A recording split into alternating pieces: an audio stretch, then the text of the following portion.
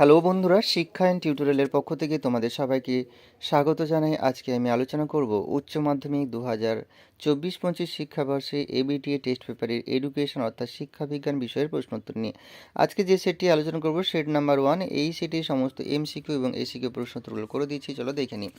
একের দাগের প্রশ্ন, মনোযোগের ব্যক্তিগত নির্ধারক হলো উত্তর হবে আগ্রহ। পরের প্রশ্ন, জ্ঞানের 8 প্রকার শিখনের শেষ পর্যায়ের নাম, উত্তর হচ্ছে সমস্যা সমাধান শিখন। পরের প্রশ্ন, সক্রিয় অনুবর্তনের সঙ্গে যুক্ত আচরণ হলো, উত্তর হবে আর টাইপ। পরের প্রশ্ন, গেস্টাল্ট কথাটির অর্থ হলো অবয়ব। পরের প্রশ্ন, সিগমা চিহ্নটির অর্থ হলো যোগফল বা সমষ্টি। পরের প্রশ্ন, কোনটি কেন্দ্রীয় প্রবণতার আর পরিমাণ নয়, উত্তর হবে পরিসংখ্যা। পরের প্রশ্ন, রাশিবিজ্ঞান এটি পরিসংখ্যা 6 হলে এর ট্যালি চিহ্ন হবে, উত্তরটি হবে বি এর দাগের অপশানটি। পরের প্রশ্ন, ভারতের সংবিধান অনুযায়ী শিক্ষা হলো যুগ্ম তালিকাভুক্ত। পরের প্রশ্ন, ভারতের সংবিধানের কত নম্বর ধারায় সরকারি চাকরি সংক্রান্ত সম সুযোগের কথা বলা হয়েছে? 16 নম্বর ধারায়। পরের প্রশ্ন, বিশ্ববিদ্যালয় কমিশনের সদস্য সংখ্যা হলো, উত্তর হবে 10 জন। পরের প্রশ্ন, ভারতীয় যা গ্রামীণ উচ্চশিক্ষা পর্ষদ গঠিত হয়, উত্তর হবে 1956 সালে। পরের প্রশ্ন, মুদালির কমিশন মতে বিদ্যালয় শিক্ষার কাঠামোটি হলো, উত্তর হবে 5+3+3 মানে 11 বছর। পরের প্রশ্ন, অর্থাৎ ডি এর দাগের অপশানটি হবে। পরের প্রশ্ন, মাধ্যমিক শিক্ষা কমিশনের সভাপতি ছিলেন, উত্তর হবে ডক্টর লক্ষণ স্বামী মুদালিয়র। পরের প্রশ্ন, +2 স্তরের শিক্ষা হলো উচ্চ মাধ্যমিক শিক্ষা। পরের প্রশ্ন, কারিগরি শিক্ষার সঙ্গে সম্পর্কিত একটি সংস্থা হলো AICTE। পরের প্রশ্ন, ECCE এর পুরো নাম হচ্ছে early childhood care and education, অর্থাৎ এর দাগের অপশানটি। পরের প্রশ্ন, স্বশাসিত মহাবিদ্যালয় স্বীকৃতির কথা কোন কমিশনে বলা হয়? উত্তর হবে জাতীয় শিক্ষানীতি। পরের প্রশ্ন, মেন্টাল ম্যাপ ব্যবহার করা হয় কোন শিক্ষার জন্য? উত্তর হবে দৃষ্টিহীনদের জন্য। পরের প্রশ্ন, ভারতের প্রতিবন্ধী দিবস পালন করা হয় কত তারিখে? উত্তর হবে 15ই মার্চ। পরের প্রশ্ন, জাতীয় সাক্ষরতা মিশন প্রতিষ্ঠিত হয় 1988 সালের 5ই মে। পরের প্রশ্ন, শিক্ষার অধিকার আইন কার্যকরী হয়, উত্তর হবে 2010 সালে। পরের প্রশ্ন, ডেলর্স কমিশনের শিক্ষার কয়টি স্তরের কথা বলা হয়? 4টি। পরের প্রশ্ন, কম্পিউটারের স্থায়ী স্মৃতিকেন্দ্র, উত্তর হবে রম। পরের প্রশ্ন, 1 বাইট সমান 8 বিট। পরের প্রশ্ন যেগুলো আছে সেগুলো হচ্ছে 2 এর দাগের এসিকিউ প্রশ্ন, সেগুলো আমরা দেখে নেব। 2 দাগের 1-এর প্রশ্ন কি আছে? 2 দাগের 1-এর প্রশ্ন, মনোযোগ কাকে বলে?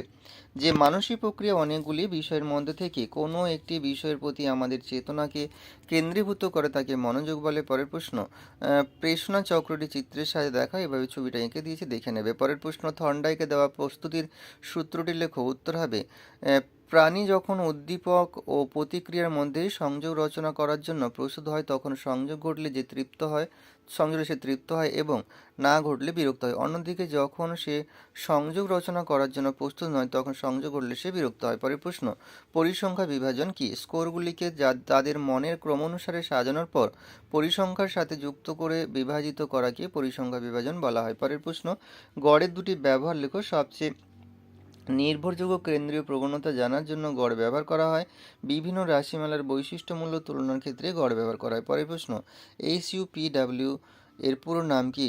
Socially useful productive work. পরের প্রশ্ন, সপ্তপ্রবাহ কি? মুদালিয়ার শিক্ষা কমিশনের উচ্চতর মাধ্যমিক স্তরের শিক্ষার্থীদের পাঠ্যক্রমের ঐচ্ছিক বিষয় হিসেবে 7টি বিষয়কে অন্তর্ভুক্ত করেন। এই 7টি বহুমুখী পাঠ্যক্রমকে সপ্তপ্রবাহ বলা হয়। পরের প্রশ্ন, গ্রামীণ বিশ্ববিদ্যালয় গঠনের দুটি উদ্দেশ্য লেখো। গ্রাম বাংলার শিক্ষার্থীদের উচ্চশিক্ষার সুযোগ দেওয়া আর বিজ্ঞান, কারিগরি ও কৃষি শিক্ষার প্রসার ঘটানো। পরের প্রশ্ন, ITI এবং IIT এর পুরো নাম। ITI এর পুরো নাম হচ্ছে ইন্ডাস্ট্রিয়াল ট্রেনিং ইনস্টিটিউট আর IIT এর পুরো নাম হচ্ছে ইন্ডিয়ান ইনস্টিটিউট অফ টেকনোলজি। পরের প্রশ্ন, শিক্ষাক্ষেত্রের অপচয় বলতে কী বোঝো? প্রাথমিক শিক্ষা স্তরের শেষ ধাপে পৌঁছানোর আগেই বহু ছেলেমেয়ে পিতামাতার দারিদ্র্য, সামাজিক কারণ বা শিক্ষার প্রতি অনীহার দরুন শিক্ষা সমাপ্ত করার পূর্বে বিদ্যালয় ছেড়ে চলে গেলে তাকে শিক্ষাক্ষেত্রে অপচয় বলা হয়। পরের প্রশ্ন, স্কুল গুচ্ছ কি? কোঠারি কমিশনের প্রস্তাবে একই অঞ্চলের পাশাপাশি কিছু সংখ্যক স্কুল নিয়ে যে জোট গড়ার কথা বলা হয় তাকে স্কুলগুচ্ছ বলা হয়। পরের প্রশ্ন, অপারেশন ব্ল্যাকবোর্ড কর্মসূচি কি?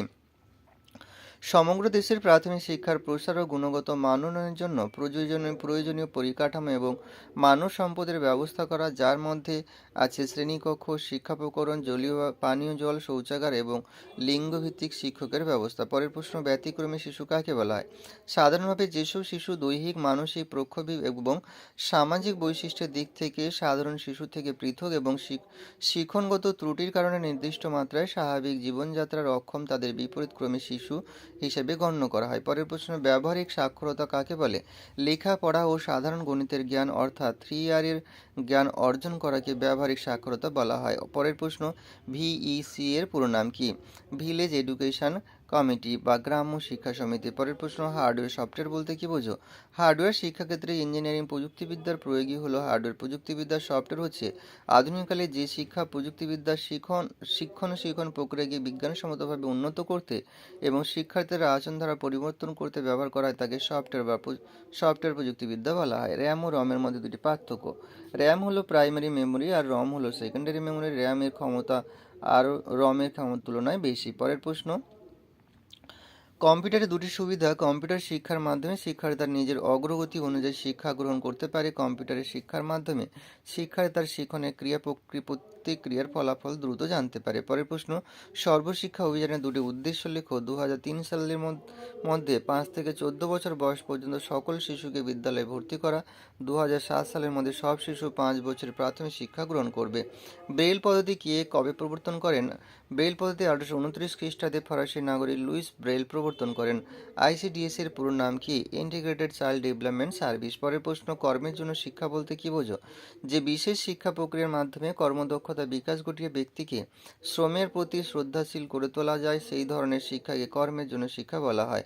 ইউনেস্কো এর পুরো নাম কি? United Nation Educational, Scientific and Cultural Organization. এইখানেই শেষ করলাম। সবাই ভালো থেকো, সুস্থ থেকো, পরের ভিডিওতে দেখা হবে।